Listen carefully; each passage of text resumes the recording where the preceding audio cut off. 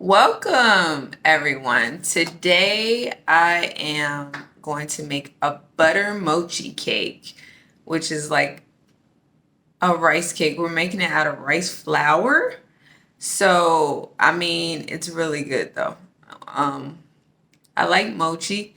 So I looked up a rice mochi cake recipe and what I got was like a Hawaiian rice recipe. So we're gonna try that today. I have made it before, it's good. So I wasn't here for Father's Day, so I told my husband I would make this for him today since we got back. So let's start.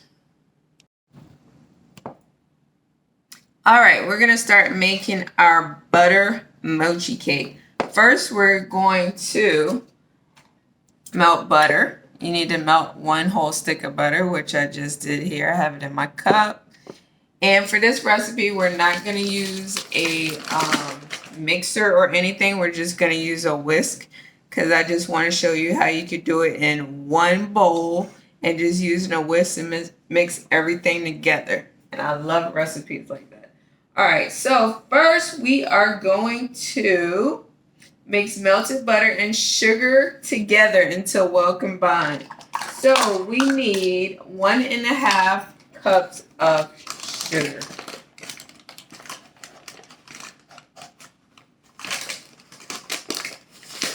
And trust me, I think last time I only used a cup, to be honest. Because I'm the type that I'll try to lessen the sugar just to see if it's still good. And even when I did less sugar, everyone seemed to still like it. So, there's 1.5. I'll do the whole thing today. We haven't had sweet stuff in a while. So 1.5 cups of sugar in there. Yes, I have sugar everywhere. Then we're gonna pour our melted butter in there. And whisk together. Then it starts turning to this clumpy, sugary goodness. And for those of you out there that do want to try to go a healthier route, I think using you can use like what is it? Is it almond flour or coconut flour? I think it's coconut. One of those. You can try almond flour or coconut flour. And you just mix it up and it just looks all clumpy and everything. Then, after that is well combined, which I think it is, we are going to add our eggs, which we need 4 eggs. And you're going to add those one at a time as you mix. There's 1. And yes, you can use a stand mixer if you have one, which I do, but sometimes I don't feel like pulling it out when you could just do this. So we're doing it one at a time. There's our first egg, and we're mixing. And now it's starting to look nice and gooey. Because when you're using like rice flour, you usually come out with more of a custardy, with the eggs combined, with a custardy like cake more so. If you've ever eaten a lot of Asian desserts, it's kind of like a firm custard they like with their desserts. It's not like a cake like you expect to see, in American dishes. Come on. All right, egg number 2.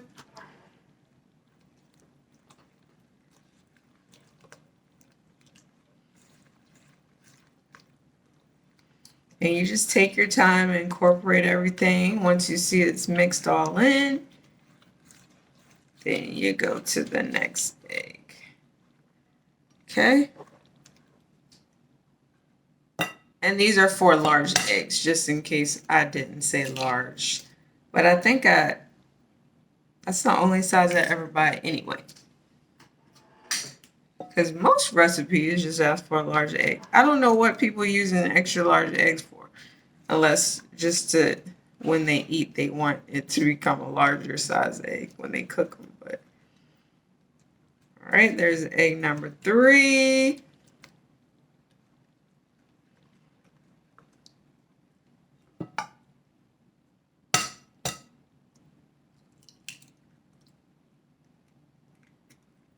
And egg number 4.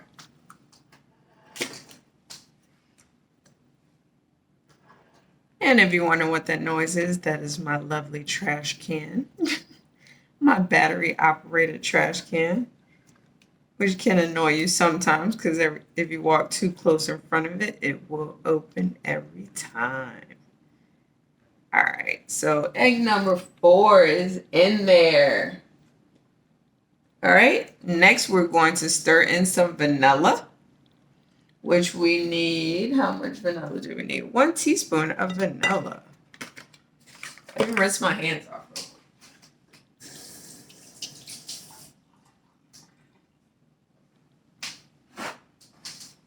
Oh my goodness, I forgot to turn my light on. I hope you can see. I haven't used this in so long. It's not even working. There we go. All right. That is a little bright for me. Whew, on my eyeballs. Let's see what we like the best. That one is good. All right, where are we? We need a teaspoon of vanilla.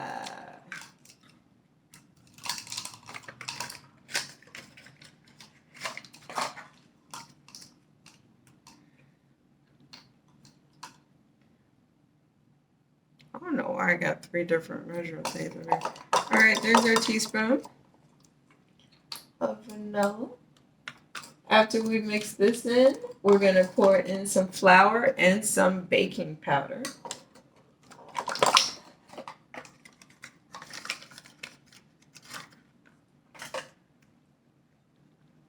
And for the flour, we need 2 cups of rice flour. Now, rice flour may not be that easy to always find. Tips are,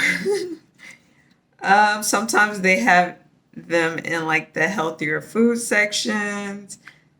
So they will probably have them like at Whole Foods. I found if you have a Harris Teeter, you can find them. Whoa, you can definitely find them at Asian markets. It'll say glutinous rice flour up there.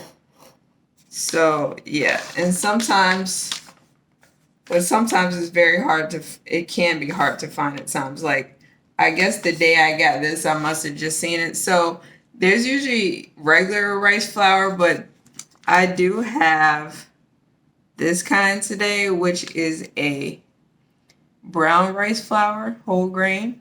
So the dessert really kind of comes out the same, but the color is slightly darker, I guess. I mean, I don't know. It comes out a little different, but to me, it's not, doesn't make it taste that way different. It's still fine. So whichever rice flour you find, I think it still comes out tasting good. All right, so for flour, we are putting in 2 cups of flour. But it is hard to get this in this bag. So, even though I'm making more of a mess this way.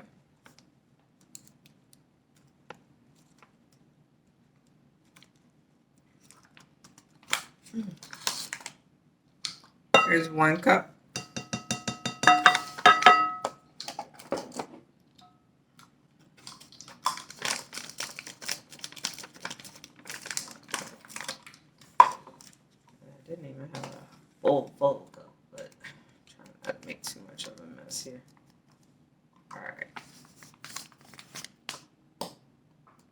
Yes, my hands are clean. There's 2 cups. And I missed a little bit off the top of the first one. All right. So we have 2 cups of flour. We're going to start mixing this in. We're also going to add, well, let's go ahead and add our baking powder before I start mixing. Because we need 2 teaspoons of baking powder. So let's go ahead and get that.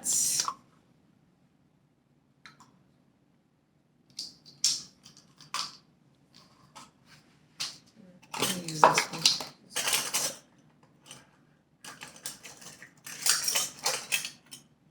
All right. That's a 2 teaspoons. We're almost out of this. But I am prepared because I did buy a new one. All right. 1.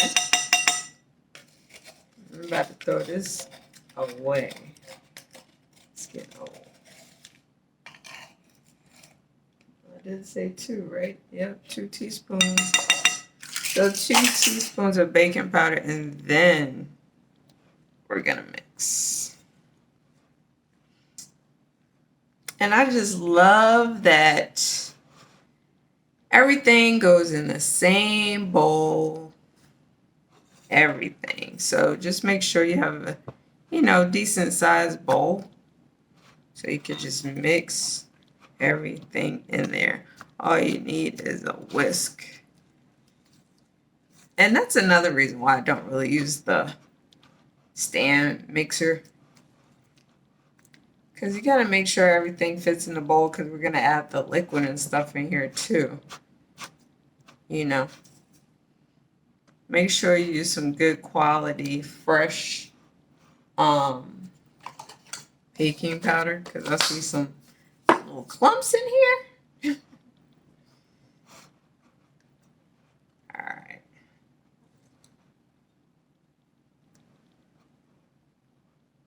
Okay. Next, after that is very combined, we're going to add a can of evaporated milk, which I have right here. I just got a can from Walmart. I usually shake it up. Don't ask me why. But this one is a nice one. I don't have to open it with a can opener or anything. Just pour it on that. And you need the whole can. This one is 12 ounces. So pour your evaporated milk in there. Okay. Then you're going to need a whole can of coconut milk. I have a can of Thai Kitchen non-dairy coconut unsweetened milk. And I'm going to have to get something and get it out.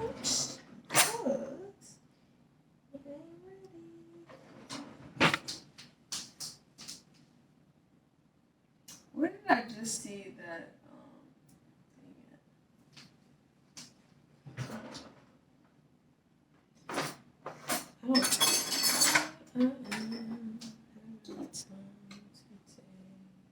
This is called being unprepared a little bit. But yeah. Here we go. Ooh.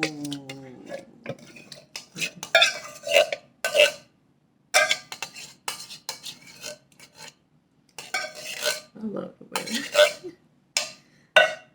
All right. So we have our evaporated milk and coconut milk. Now you just stir until everything is combined. And then the whole batter will look smooth once you finish stirring all this goodness together. So I'm going to keep stirring. All right, we stirred it until it's pretty much smooth. You may have a few lumps in there, but not many, but you may not be able to get all the lumps out if like because sometimes it's the coconut milk or something, and but it'll all work out. So we're gonna have a 13 by 9 pan, or at least that's what I have. You can spray it.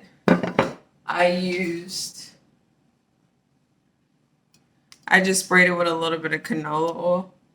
You can use whatever you like for non-stick purposes. So once you get it smooth, we're gonna pour it in the pan. Have your oven heated up to 350 degrees Fahrenheit. We're gonna just pour this all in there.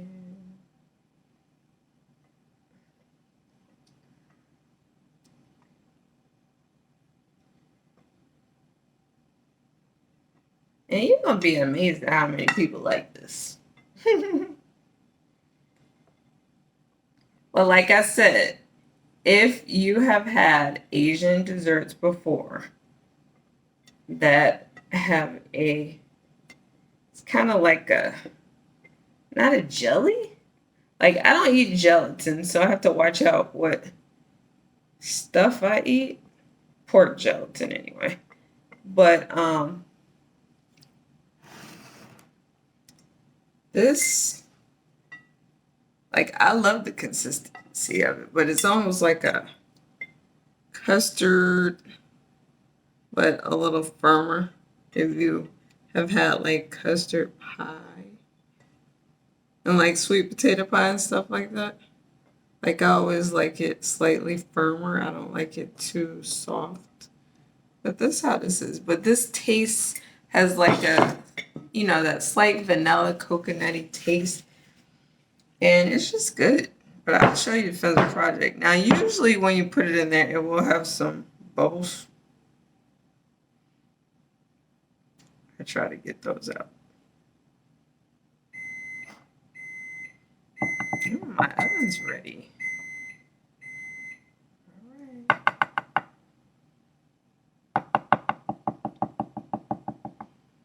And depending on your oven, I cook it 45 to 50 minutes. Once you start seeing it, it's gonna start, turning brownish on the top. And the big difference with the flour is, I think when you use the brown rice flour, it will be more brown looking than the other flour. So you just have to kind of watch it. And if you use a glass pan like this, to me it's great because then you can see it being cooked on the sides too. And then you don't have to wonder so much. But I mean, it's the basic rules that if you put a toothpick in there and it comes out too wet, then it's probably not done. But things do set, so you don't want to overcook it. So I would bake it for 45 to 50 minutes. And then you allow it to cool to room temperature before you cut and eat it. Okay? So I'm going to put this in the oven on 350, and then I'll show you how it looks when it comes out. And I'm putting it in the oven now, and that's what it looks like. All right, here we go.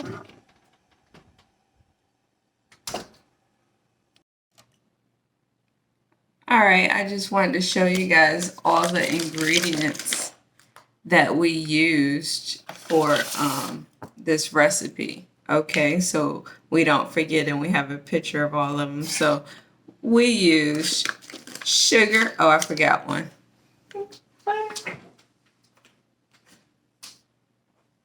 I'll just take this out. We use butter and sugar. We use 4 eggs. We use vanilla. We used rice flour. I used brown rice flour. We use baking powder. We use coconut milk and evaporated milk. All easy, mostly easy ingredients to find other than the brown rice flour, but if you look for it, you will find it. It's in most grocery stores, but sometimes they're out. So sometimes you do have to find an Asian store or like a Whole Foods type store, and they will have it. And I'm not telling you that it's going to be brown or white. I'm not sure, but you will find it. And then just, whenever you want to make this dessert, you might want to get a couple of these because they usually only come in this size. It's not like a huge thing of flour. So if you like the recipe, you can do that. All right, we'll show you the finished product.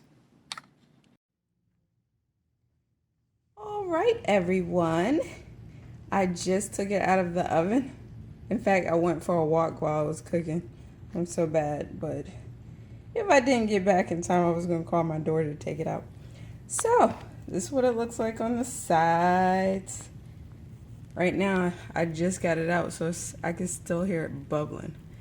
And see how it has a brownish look? But the edges have a crispness to it. So, it should look like this when it gets out the oven. I'm going to let it cool. And then after I let it cool, I'll cut a piece and show you what it looks like inside. All right. All right, let's let it cool for a while. I'll be back. All right, I cut the pieces. All right, I just cut it. And I want to show y'all what it looks like on the inside. Get this out. See, look at that. Oops. See that texture? It's like custard, but firm. And yes, it's gonna taste so good. That vanilla and coconut flavor is wonderful. Try it.